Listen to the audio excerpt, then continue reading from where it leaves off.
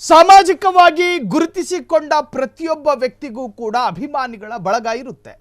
ರಾಜಕಾರಣಿಗಳಿಗೆ ಅವರದ್ದೇ ಆದ ಅಭಿಮಾನಿಗಳ ಬಳಗ, ಸೆಲೆಬ್ರಿಟಿಗಳಿಗೆ ಅವರದ್ದೇ ಆದಂಥ ಅಭಿಮಾನಿಗಳ ಬಳಗ, ಇನ್ನು ಹೋರಾಟಗಾರರಿಗೂ ಕೂಡ ಅಭಿಮಾನಿಗಳು ಇರ್ತಾರಾ ಅಂತ ಕೇಳಿದ್ರೆ ಅದಕ್ಕೆ ಜೀವಂತ ನಿದರ್ಶನ ಮಹೇಶ್ ಶೆಟ್ಟಿ ತಿಮ್ಮರೋಡಿ. 2012ರಿಂದ ಸೌಜನ್ಯಾಪರ ಹೋರಾಟದಲ್ಲಿ ಮುಂಚೂಣಿಯಲ್ಲಿರ್ತಕ್ಕಂಥ ಒಬ್ಬ ವ್ಯಕ್ತಿ ಮಹೇಶ್ ಶೆಟ್ಟಿ ತಿಮ್ಮರೋಡಿ. ಅದರರ್ಥ ನಾವು ಮಹೇಶ್ ಶೆಟ್ಟಿ ಅವರನ್ನ ಹಾಡಿ ಹೊಗಳಿ ಅಟ್ಟಕ್ಕೇರಿಸುವಂತಹ ಪ್ರಯತ್ನ ಅಲ್ಲ. ಒಬ್ಬ ಸಾಮಾಜಿಕ ಹೋರಾಟಗಾರನಿಗೆ ಈ ತರಹದ್ದು ಅಭಿಮಾನಿಗಳು ಇರ್ತಾರಾ ಅನ್ನೋ ಆಶ್ಚರ್ಯಕರವಾದಂತಹ ಯೋಚನೆಗಳೊಂದಿಗೆ ಈ ಸುದ್ದಿಯನ್ನು ಮಾಡ್ತಾ ಇದ್ದೀವಿ.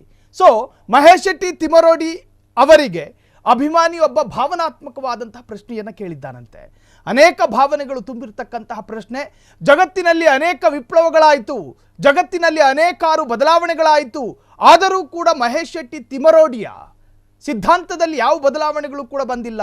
ಅವರನ್ನು ಗಡೀಪಾರಿಗೆ ಒಳಪಡಿಸಲಾಯಿತು, ಅವರನ್ನು ನಾನಾ ತರಹದ ಆರೋಪಗಳಲ್ಲಿ ಕಟ್ಟಿಹಾಕಲಾಯಿತು, ಅವರ ಸಂಪತ್ತು ಅವರ ಆಸ್ತಿಯ ಬಗ್ಗೆ ಸಂದೇಹಗಳು ವ್ಯಕ್ತವಾಯಿತು, ಅವರ ವಿರುದ್ಧ ಜೀವ ಬೆದರಿಕೆ ಕರೆಗಳು, ಅವರಿಗೆ ಥ್ರೆಟ್ ಆಗಬಹುದಾದಂತಹ ಅನೇಕ ಪ್ರಯೋಗಗಳು ಕೂಡ ಅವರ ಮೇಲಾಯಿತು. ಇಷ್ಟಾದರೂ ಕೂಡ ಆ ಮನುಷ್ಯ ಕುಗ್ಗಲಿಲ್ಲ, ಇಷ್ಟಾದರೂ ಕೂಡ ಆ ಮನುಷ್ಯ ವಿಮುಖನಾಗಲಿಲ್ಲ, ಇಷ್ಟಾದರೂ ಕೂಡ ಆ ಮನುಷ್ಯ ವಿಚಲಿತನಾಗದೆ ಆ ಹೋರಾಟದಲ್ಲಿ ಬಂಡೆ ಕಲ್ಲಿನಂತೆ ನಿಂತ. ತನ್ನ ಕಾರ್ಯಕರ್ತರಿಗೆ ಎಲ್ಲಾದರೂ ಸ್ವಲ್ಪ ನೋವಾದರೂ ಕೂಡ ಆ ಕಾರ್ಯಕರ್ತರಿಗೆ ಸ್ಪಂದಿಸುವಂತಹ ಮನಸ್ಸು ಮಹೇಶ್ ಶೆಟ್ಟಿ ತಿಮ್ಮರೋಡಿ ಅವರದ್ದು ಅಂತ ಹೇಳಿ ಅವರದ್ದೇ ಅಭಿಮಾನಿಯೊಬ್ಬ ವಿಭಿನ್ನವಾದಂಥ ಪ್ರಶ್ನೆಗಳನ್ನು ಕೇಳಿದ್ದಾನೆ. ಆ ಪ್ರಶ್ನೆಗಳು ಫ್ರೀಡಮ್ ಟಿವಿಯ ಸ್ಕ್ರೀನ್ ಮೇಲೆ ನಿಮ್ಮ ಮುಂದೆ ತೋರಿಸುವಂತಹ ಪ್ರಯತ್ನ. ಆ ಒಂದು ಪ್ರಕರಣದ ನಂತರ 2 ಸಲ ಲೋಕಸಭಾ ಚುನಾವಣೆ ಆಯಿತು. ಜನಪ್ರಿಯ ನಾಯಕ 2 ಸಲ ಪ್ರಧಾನಿಯಾದರು. ನೋಡಿ, ಆ ವಿಭಿನ್ನವಾದಂತಹ ಪ್ರಶ್ನೆಗಳು ಸ್ಕ್ರೀನ್ ಮೇಲೆ ಕಾಣಿಸ್ತಾ ಇದೆ. 2 ಸಲ ಲೋಕಸಭಾ ಚುನಾವಣೆ ನಡೆದು ಹೋಯಿತು. ಜನಪ್ರಿಯ ನಾಯಕ 2 ಸಲ ಪ್ರಧಾನಿಯಾದರು. 5 ಮುಖ್ಯಮಂತ್ರಿಗಳು ಬದಲಾದರು. JDS ಕೂಡ ಅಧಿಕಾರ ಹಿಡಿಯಿತು. 1 ಸಲ ಸಮ್ಮಿಶ್ರ ಸರ್ಕಾರ ಕೂಡ ಬಿದ್ದು ಹೋಯಿತು. ದೊಡ್ಡ ನಾಯಕರುಗಳ ಮೇಲೆ IT ರೇಡ್, ED ರೇಡ್ ಆಯಿತು. ಹಲವು ರಾಜ್ಯಗಳಲ್ಲಿ ಸರ್ಕಾರ ಬಿದ್ದು ಹೋದವು. ಕೊರೋನಾದಂತಹ ಮಹಾಮಾರಿ ಬಂದು ರಾಜ್ಯಕ್ಕೆ ಅಪ್ಪಳಿಸಿತು. ಲಾಕ್ಡೌನ್ ಬಂದು ಜನಜೀವನ ಅಸ್ತವ್ಯಸ್ತ ಆಗಿ ಹೋಯಿತು. ಹಲವು ಕಡೆ ನೆರೆ ಬಂತು, ಗುಡ್ಡಗಳು ಬೆಟ್ಟಗಳು ಕುಸಿದವು. ಸರ್ಜಿಕಲ್ ಸ್ಟ್ರೈಕ್ ಕೂಡ ನಡೆದು ಹೋಯಿತು. ಬರ್ಮಾ ಮತ್ತು ಮಯನ್ಮಾರ್ನಲ್ಲಿ ಅಡಗಿದ್ದ ಉಗ್ರರ ದಮನ ಆಯಿತು. ಏರ್ ಸ್ಟ್ರೈಕ್ ಆಯಿತು. ಅನೇಕ ಉಗ್ರರ ತಲೆಗಳು ಉರುಳಿದವು. 1 ಸಲ ವಿಂಗ್ ಕಮಾಂಡರ್ ಅಭಿನಂದನ್ ಯುದ್ಧ ಕೈದಿಯಾಗಿ ಬಂದಿದ್ದೂ ಆಯಿತು. ಅಂದರೆ ಪಾಕಿಸ್ತಾನದವರು ಆತನನ್ನು ಯುದ್ಧ ಕೈದಿಯನ್ನಾಗಿ ಮಾಡ್ಕೊಂಡಿದ್ದಂಥ ಸಂದರ್ಭವನ್ನು ಮೆಲುಕು ಹಾಕಿದ್ರು. ನಮ್ಮ ಜೊತೆಗಿದ್ದವರು ಬಿಟ್ಟು ಹೋದರು. ಹಲವಾರು ಶತ್ರುಗಳು ಹುಟ್ಟಿಕೊಂಡರು. ದೊಡ್ಡ ದೊಡ್ಡ ಸ್ವಾಮೀಜಿಗಳು, ವಿದ್ವಾಂಸರು ಹಸ್ತಂಗತ ಆದರು. ನೋಡಿ, ನಮ್ಮ ರಾಜ್ಯದಲ್ಲಿ ಅನೇಕ ಹೆಸರಾಂತ ಸ್ವಾಮೀಜಿಗಳೆಲ್ಲರೂ ಕೂಡ ಸಾವನ್ನಪ್ಪಿದ್ರು, ನಿಧನರಾದರು, ಲಿಂಗೈಕ್ಯರಾದರು. 2 ಸಲ ವಿಶ್ವಕಪ್ ಕ್ರಿಕೆಟ್ ಕೂಡ ನಡೆದು ಹೋಯಿತು. 5 T20 ವಿಶ್ವಕಪ್ ನಡೆಯಿತು. ಸಚಿನ್, ಧೋನಿ ತರಹದ ಕ್ರಿಕೆಟ್ ಮಾಂತ್ರಿಕರು, ಕ್ರಿಕೆಟ್ನ ಪಿತಾಮಹರು ನಿವೃತ್ತರಾದರು. ಅಮೆರಿಕಾದ ಅಧ್ಯಕ್ಷರು ಬದಲಾದರು, ಜೋ ಬೈಡನ್ ಬಂದರು. ಅದಾದ ನಂತರ ಈಗ ಡೊನಾಲ್ಡ್ ಟ್ರಂಪು. ಅದೆಷ್ಟೋ ಉಪಗ್ರಹ ಉಡಾವಣೆ ಆಯಿತು. ನಿಮಗೆ ಗೊತ್ತಿದೆ, ಸೂರ್ಯನಿಗೂ ಒಂದು ಉಪಗ್ರಹವನ್ನು ಕಳಿಸ್ಕೊಟ್ಟಿದೆ ನಮ್ಮ ಇಸ್ರೋ. ಇವೆಲ್ಲ ಬದಲಾವಣೆಗಳಾದವು ಅಂತ. ಅಣುಬಾಂಬ್ ಕ್ಷಿಪಣಿ ಉಡಾವಣೆ ಆಯಿತು. ತಾಲೂಕಿನ ಅದೆಷ್ಟೋ ಶಾಸಕರು ಬದಲಾದರು. ನೋಡಿ, ಅದೇ ಕ್ಷೇತ್ರದ ಬೆಳ್ತಂಗಡಿ ಕ್ಷೇತ್ರದಲ್ಲಿ ಶಾಸಕರು ಬದಲಾದರು. NRC, CAA, 370 ಕಾನೂನುಗಳು ಜಾರಿಗೆ ಬಂದವು. 370 ರದ್ದತಿಯ ಬಗ್ಗೆ ಮಾತನಾಡಿರುವಂತಹದ್ದು. ಸಂವಿಧಾನ ತಿದ್ದುಪಡಿ ಆಯಿತು. ಅದೆಷ್ಟೋ ದೊಂಬಿ. ನೀವು ಸಂವಿಧಾನ ತಿದ್ದುಪಡಿ ಅಂತ ಹೇಳಿದ್ರೆ ಏನೇನೋ ಅರ್ಥ ಮಾಡ್ಕೊಳ್ಳೋದೇನು ಬೇಡ. ವಕ್ಫ್ ಕಾಯ್ದೆಯ ಬಗ್ಗೆ ತಿದ್ದುಪಡಿಯೂ ಕೂಡ ಆಯಿತು, ಅದರ ಪರಿಷ್ಕರಣೆ.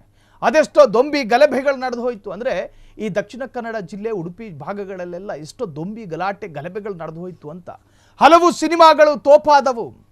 ಹಲವು ಸಿನಿಮಾ ಬಂದು ಹಿಟ್ಟಾಗಿ ಹೋಯಿತು. ದೇಶದ ಪ್ರಧಾನಿ 2-3 ಸಲ ದಕ್ಷಿಣ ಕನ್ನಡ ಜಿಲ್ಲೆಗೆ ಬಂದು ಹೋದರು. ಹಲವು ದೇಶಗಳು ದಿವಾಳಿ ಆದವು. ಶ್ರೀಲಂಕಾ ನೋಡ್ತಿದ್ದ ಹಾಗೆ ನಿಮಗೆ ಗೊತ್ತೇ ಇದೆ, ಅಫಘಾನಿಸ್ತಾನದಂತಹ ಅಫ್ಘಾನಿಸ್ತಾನವು ದಿವಾಳಿಯಾಗಿ ಪರದೇಶಿಯಾಗಿ ಕೂತಿದೆ. ಏನೇ ಆದರೂ, ಅದೇನೇ ಬದಲಾದರೂ ಮಹೇಶ್ ಶೆಟ್ಟಿಯ ಸಿದ್ಧಾಂತ ಬದಲಾಗಿಲ್ಲ. ನಾನು ನಿಮಗೊಂದು ಸಾರಾಂಶ ಕೊಟ್ಟು ಬಿಡ್ತೀನಿ. 2012ರಲ್ಲಿ ಕರಾವಳಿ ಭಾಗದಲ್ಲಿ ಅತ್ಯಂತ ಭಯಂಕರ ಭೀಕರವಾದ ಬ್ರೂಟಲ್ ಮರ್ಡರ್ ಕೇಸ್. ಬರೀ ಬ್ರೂಟಲ್ ಮರ್ಡರ್ ಮಾತ್ರ ಅಲ್ಲ, ಅತ್ಯಂತ ಪೈಶಾಚಿಕ ರೇಪ್ ಕೇಸ್ ಅದು. ಸೌಜನ್ಯ ಎನ್ನುವಂಥ ಹೆಣ್ಣು ಮಗಳ ಪ್ರಕರಣ ಅದು. ಆ ಪ್ರಕರಣದ ನಂತರ ಸಂಭಾವ್ಯ ಆರೋಪಿಯನ್ನ ಬಂಧನ ಮಾಡಲಾಗುತ್ತೆ. ಆತನ ಹೆಸರು ಸಂತೋಷ್ ರಾವ್. 6 ವರ್ಷಕ್ಕೂ ಹೆಚ್ಚು ಕಾಲ ಜೈಲಿನಲ್ಲಿರ್ತಾನೆ. ಅದಾದ ನಂತರ ಸಾಕ್ಷ್ಯಾಧಾರಗಳ ಕೊರತೆಯಿಂದ ಆತ ನಿರ್ದೋಷಿ ಅಂತ ಹೇಳಿ ಹೊರಗೆ ಬರ್ತಾನೆ. ಆಗ ಹೊತ್ಕತ್ತು ನೋಡಿ ಕರಾವಳಿಯಲ್ಲಿ ಬೆಂಕಿ. ಸೌಜನ್ಯಾಳನ್ನ ಕೊಂದ ನೈಜ ಹಂತಕರು ಯಾರು ಅನ್ನೋದರ ಪತ್ತೆಗೆ ಹೋರಾಟಗಳು ಶುರುವಾಯಿತು. ಅಲ್ಲಿಯವರೆಗೂ ಕೂಡ ಮಹೇಶ್ ಶೆಟ್ಟಿ ತಿಮರೋಡಿ ಯಾವ ಸಂಘಟನೆಯಲ್ಲಿ ಇದ್ರು ಅಂತ ಕೇಳಿದ್ರೆ RSS ಖಟ್ಟರ್ ಹಿಂದುತ್ವವಾದದ ಸಂಘಟನೆಯಲ್ಲಿ ಗುರುತಿಸಿಕೊಂಡವರು. ಸೌಜನ್ಯ ಪರ ಹೋರಾಟಕ್ಕೆ ಯಾವಾಗ ಬಂದರೂ ಅವರ ಸುತ್ತ ಶತ್ರುಗಳು ಸೃಷ್ಟಿಯಾದರು. ಸುತ್ತ ಅವರ ಸಿದ್ಧಾಂತಕ್ಕೆ ವಿರೋಧಿಗಳು ಸೃಷ್ಟಿಯಾದರು. ಅವರ ನಿರ್ಧಾರಗಳಿಗೆ ತಕರಾರು ಎತ್ತುವಂತಹ ವ್ಯಕ್ತಿಗಳು ಉತ್ಪತ್ತಿಯಾದರು. ಅವರ ತೀರ್ಮಾನಗಳಿಗೆ ಎದುರಾಳಿಯಾಗಿ ನಿಲ್ಲಬಹುದಾದ ವ್ಯಕ್ತಿಗಳು ಸೃಷ್ಟಿಯಾದರು. ಇವೆಲ್ಲವೂ ಆಗಿದ್ದು ಯಾಕೆ ಅಂತ ಕೇಳಿದ್ರೆ ಅವರುಗಳೇ ಹೇಳುವಂತೆ ಇದ್ಯಾವ ನಮ್ಮ ಸ್ವಂತ ನಿರ್ಧಾರದ ಸಾಲುಗಳಲ್ಲ, ಅವರ ಅಭಿಮಾನಿಗಳು ಹೇಳ್ಕೊಳ್ಳೋದು. ಸೌಜನ್ಯ ಪರ ಧ್ವನಿ ಎತ್ತಿದ ಮಾತ್ರಕ್ಕೆ ನಮ್ಮನ್ನು ದಮನಿಸೋದಕ್ಕೂ ಒಂದು ಗುಂಪು ರೆಡಿಯಾಗಿದೆ, ನಮ್ಮನ್ನು ಮುಗಿಸೋದಕ್ಕೊಂದು ಗುಂಪು ರೆಡಿಯಾಗಿದೆ. MLA ಆಗಬಹುದಾದಂತಹ ಪ್ರಚಾರವನ್ನು ಗಿಟ್ಟಿಸ್ಕೊಂಡಿದ್ದಾರೆ ಮಹೇಶ್ ಶೆಟ್ಟಿ ತಿಮರೋಡಿ. ನಾವು ಈ ಹಿಂದೆ ಸ್ಕ್ರೀನ್ನಲ್ಲಿ ರಿವೀಲ್ ಮಾಡಿದಂತೆ ಜಗತ್ತಿನಲ್ಲಿ ಅನೇಕ ಬದಲಾವಣೆಗಳಾದವು. ಆದರೆ 2012ರಲ್ಲಿ ಇದ್ದಂತಹ ಅದೇ ಸಿದ್ಧಾಂತ ಈಗಲೂ ಮಹೇಶ್ ಶೆಟ್ಟಿ ತಿಮರೋಡಿಯ ಹೃದಯದಲ್ಲಿದೆ. ಯಾವುದೇ ಬದಲಾವಣೆಗಳು ಕೂಡ ಆಗಿಲ್ಲ. ಹೆಚ್ಚು ಈ ವಿಚಾರದಲ್ಲಿ ವಿಶ್ಲೇಷಣೆ ಅಥವಾ ಎಕ್ಸ್ಪ್ಲೈನ್ ಮಾಡ್ತಾ ಹೋದರೆ ಫ್ರೀಡಮ್ ಟಿವಿ ಯಾಕೆ ಮಹೇಶ್ ಶೆಟ್ಟಿಯನ್ನು ಹಾಡಿ ಹೋಗಲಿ ಅಟ್ಟಕ್ಕೇರಿಸ್ತಾ ಇದೆ ಅನ್ನೋ ನಾನಾ ತರಹದ ವ್ಯಾಖ್ಯಾನಗಳು ಬರ್ಬೋದು. ಕಾಮೆಂಟ್ ಬಾಕ್ಸ್ನಲ್ಲಿ ಭಿನ್ನ ಭಿನ್ನವಾದಂಥ ಕಾಮೆಂಟ್ಗಳು ಬರ್ಬೋದು.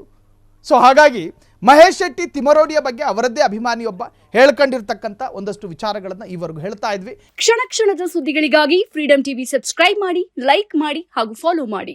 ಹೊಸ ಸುದ್ದಿಗಳ ನೋಟಿಫಿಕೇಶನ್ಗಾಗಿ ಬೆಲ್ ಐಕಾನ್ ಮೇಲೆ ಕ್ಲಿಕ್ ಮಾಡಿ.